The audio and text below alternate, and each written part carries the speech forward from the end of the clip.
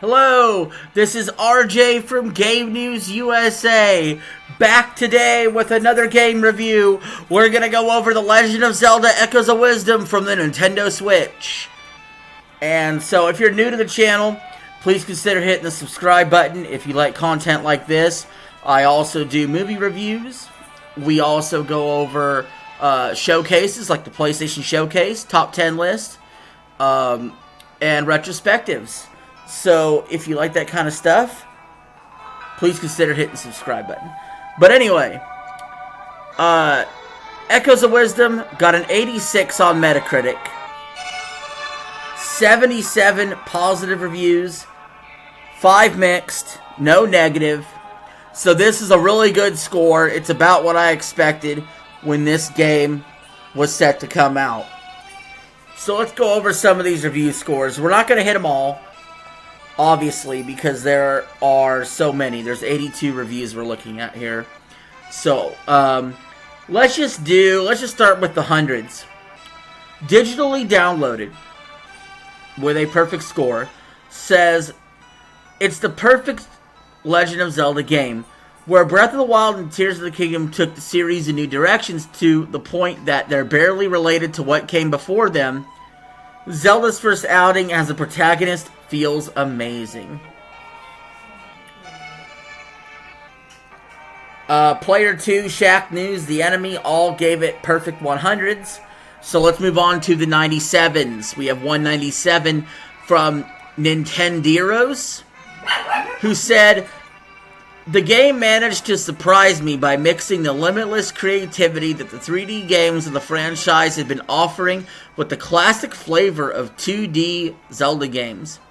And playing as Princess Zelda is a breath of fresh air. Press Start Australia with a 95, saying, the game is elegantly bridges old and new Zelda with grace and gusto. The ecosystems is inventive, the dungeon designs are strong, and the whole experience feels like everything a classic Zelda experience would be. We also got 95s from My Nintendo News, Atomics, GameOver.gr, and now we'll move on to the 93s. We only have 193. It's from the Games Machine, who says, it's exciting and at times ingenious. This game is an adventure that will test your brains without overstressing your fingertips. It doesn't last long, and hardcore gamers will perhaps complete it too quickly, but the journey is sensational. I have no problem with the length of the game. You know, if it's a good 20 hours there, got no issue with that. I'm a little concerned about the ecosystem. You know, sometimes in Breath of the Wild and Tears of the Kingdom, I just would run out of shit. I just didn't have enough stuff. And I worry that I will have that problem in Echoes of Wisdom. I know. I need to just manage my inventory better.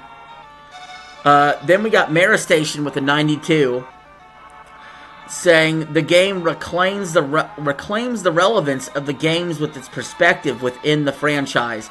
Leaving Link aside allows us to play a fresh formula that at the same time remains recognizable. Hobby Consolas with a 91, saying Echoes of Wisdom cleverly combines the format of classic installments with the style of modern ones. A link between the past and the future of the saga that also brings homegrown ideas full of possibilities and freshness. So we're seeing a lot of the same positives here. We're seeing, hey, it has a lot of stuff from Tears of the Kingdom and Breath of the Wild that we like, but in a 2D top-down Zelda. Because think about it, it's not really a 2D. You know, Zelda is top-down, would be the proper way to say it, I would think. Because you're still actually moving in a three-dimensional space. You know, if you really think about it for a second. It's not really 2D.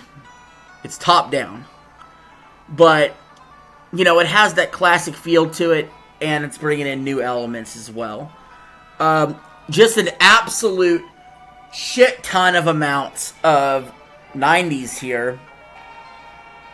I won't even read them all.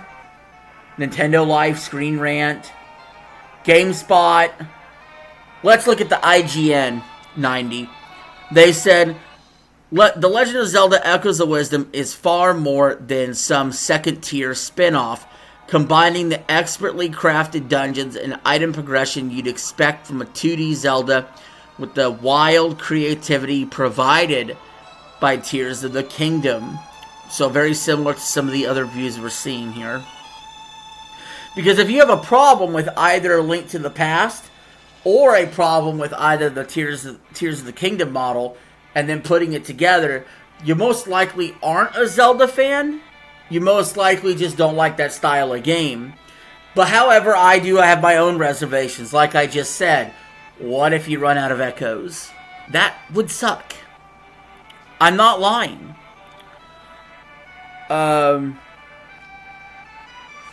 We got an 88 from GamePro Germany saying Echoes of Wisdom blends Zelda tradition and modernity into an all-round harmonious and beautiful package. And the Washington Post also gave it an 88.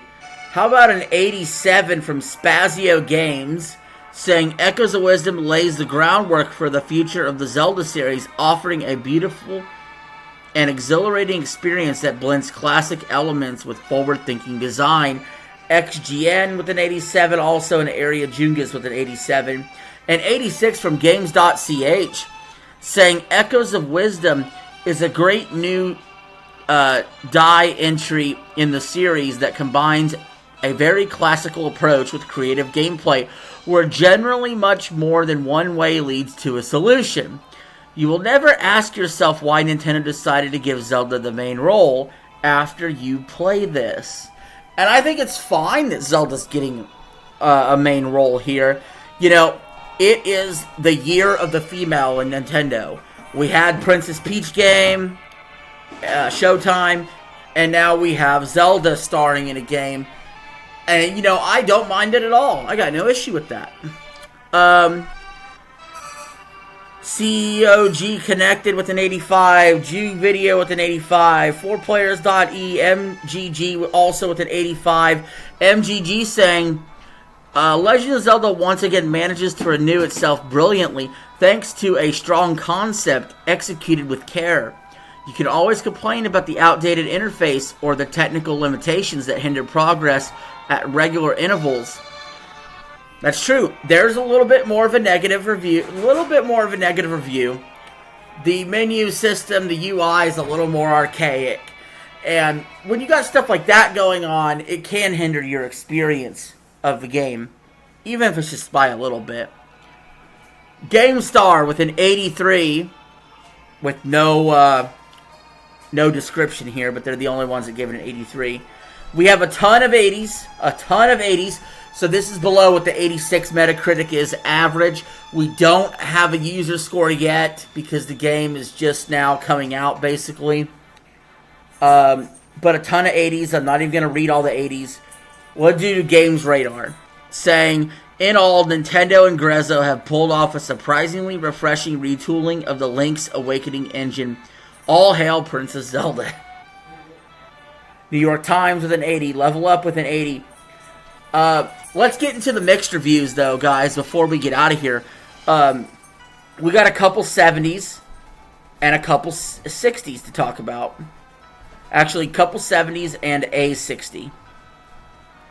So, PlaySense with the 70, saying Echoes of Wisdom follows a different approach than you are used to from the series. Instead of an action-adventure game, you play a puzzle adventure. This generally works out well. Did it work out well for Bayonetta Origins? Oh. I think, obviously, it's going to work out better for Zelda. Twinfinite with a 70. I'll go ahead and read their review, too. The Legend of Zelda Echoes of Wisdom has a lot going for it. There is a lot to do and discover without being overwhelmed. The visuals are vibrant and fun, and the characters are cute, although the controls can be annoying at times. So yeah, you know, when you got issues like controls, UI, An archaic system a little bit. Possibly running out of echoes. I don't see how anybody can give it a perfect score. However, I got no issue if somebody wants to give it a 9 out of 10 despite these issues, because if they view them as minor, because if they're having that much fun with the game, who am I to say it should be any lower than a 9 out of 10? I think probably an 8 out of 10 is probably more right for this, though, if you ask me. VGC with a 60, saying, despite some ambitious ideas, beneath the surface of Echoes of Wisdom is surprisingly uneven Zelda adventure. Few of its headline mechanics are utilized to their potential, which means that while enjoyable and charming, it ultimately feels less essential than other modern 2D Zeldas. That is the most negative review on here, except for The Guardian, which is also a 60, saying, it's great to finally get to play a Zelda, but working out how to take an active without being able to fight is rather hard work. And yeah, that's the issue there, is like sword fighter mode is limited. And I get that these mechanics are in place, the echo mechanics and the sword fighter mechanics, they're with the time limit. They're in place there, you know, they're in place so you can figure out how to progress. They're in place so you can strategize and whatnot. But at the same time, it's also weird for a game that's giving you so many options to also give you so many no options whenever you run out of all your shit. So that's where I have some issue there. But other than that, it's looking like a really solid entry for Nintendo. Nintendo has had a rather quiet 2024 so far. If you really think about what they've put out Princess Peach Showtime. I think this game is better. They put out Mario vs. Donkey Kong. This game is better. Personally, I like Luigi's Mansion 2. Maybe a little more than this, but it's very close, I would say. And my actual favorite game from Nintendo this year so far was Paper Mario: The Thousand Year Door remake, because that game was freaking awesome. But it's not a new game either. So this is a new game, and I'm still very hopeful that Mario and Luigi Brothership is going to blow my mind and end up being my game of the year, but we'll have to see. But anyway, guys, that's it for this video. Thank you all for watching me go over the review scores for Legend of Zelda Echoes of Wisdom on the Nintendo Switch. Have you guys played Echoes of Wisdom yet? If you have, let me know in the comments below. If you plan on buying it, tell me what got you interested. If you don't plan on buying it, tell me why you're passing on it. Thank you all for watching. Peace. Have a good one. I'm out. Salutations.